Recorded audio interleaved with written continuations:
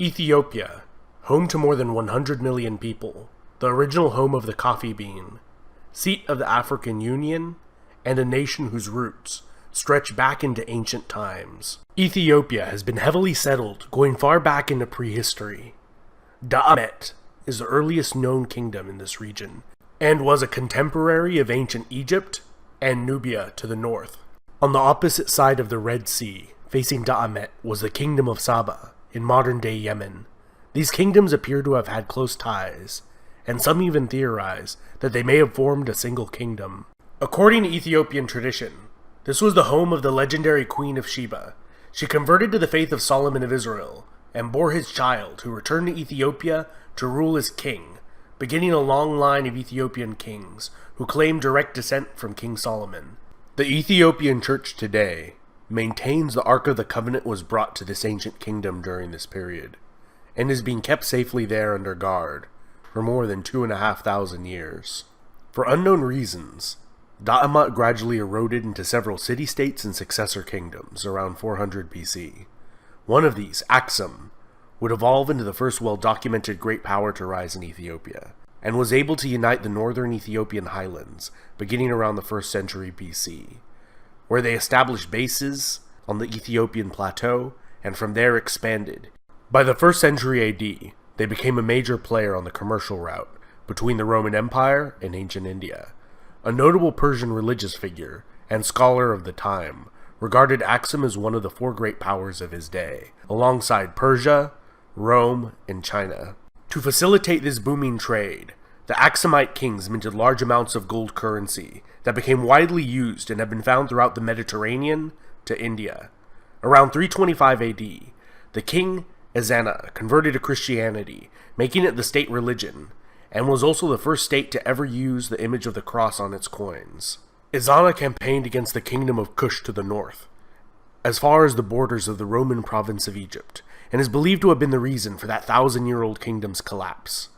Included in his many titles were King of Kings, King of Saba, King of Salhen, and King of Himyar, which are all in modern-day Yemen, indicating that he either controlled or annexed these kingdoms. Or perhaps they were merely tributaries. The kingdom of Aksum would reach its apogee during the reign of King Caleb, who invaded the Arabian Peninsula in 520, with a vast army against the Jewish King Yusuf of Himyar, who had been persecuting the kingdom's Christian population.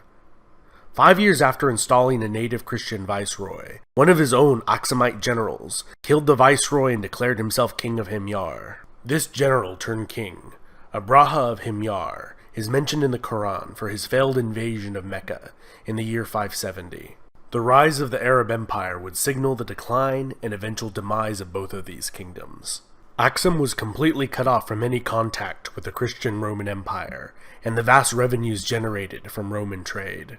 The kingdom of Aksum had a slow decline and began to contract back into the highlands. The kingdom of Alodia formed on its northern border and converted to Coptic Christianity and spoke a Nubian dialect, in contrast to Aksum's Semitic dialect and script, used since the days of Da'amet in the 9th century BC. According to Ethiopian tradition, around the year 1000, a female pagan warlord overthrew the kingdom of Aksum, laying waste to the land, burning ancient churches to the ground, and hunting down all members of the royal family of Aksum. The last of her dynasty, which ruled over a much diminished kingdom, was overthrown by Maratakla Haymanot in 1137, establishing the Zegwe dynasty, although some scholars believe this dynasty was established earlier. The most famous ruler of Zegwe dynasty was Gebre Lalibela, who constructed 11 churches, carved straight from a single piece of stone, and attempted to construct a new Jerusalem as his new capital, in response to the capture of the Old Jerusalem by the Muslims in 1187. Despite the piousness of the Zegwe, they had one thing working against them in the eyes of many of their subjects.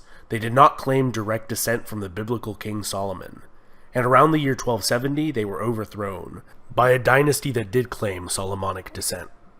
This Solomonic line of kings ruled Ethiopia for more than 700 years, with a brief interruption during the 14-year Abyssinian Adal War, in which the Adal Sultanate was able to annex Ethiopian Abyssinia with Ottoman help, only to be beaten back to their original borders by the Ethiopians with Portuguese assistance. The Age of Princes was a period in Ethiopian history from 1769 till 1855, when the country was de facto divided within itself into several regions, with no effective central authority. It was a period which the emperors from the Solomonic dynasty were reduced to little more than figureheads, confined to the capital city of Gondar, and local warlords fought each other for supremacy. This came to an end with the reign of Tewodros II, who re-established his dynasty's authority over the nation. However, this respite was short-lived, and he would commit suicide instead of being taken prisoner by a British expedition. The British would sack the Ethiopian capital and carry the Solomonic dynasty's crowns and treasure they had accumulated over the centuries back to Britain.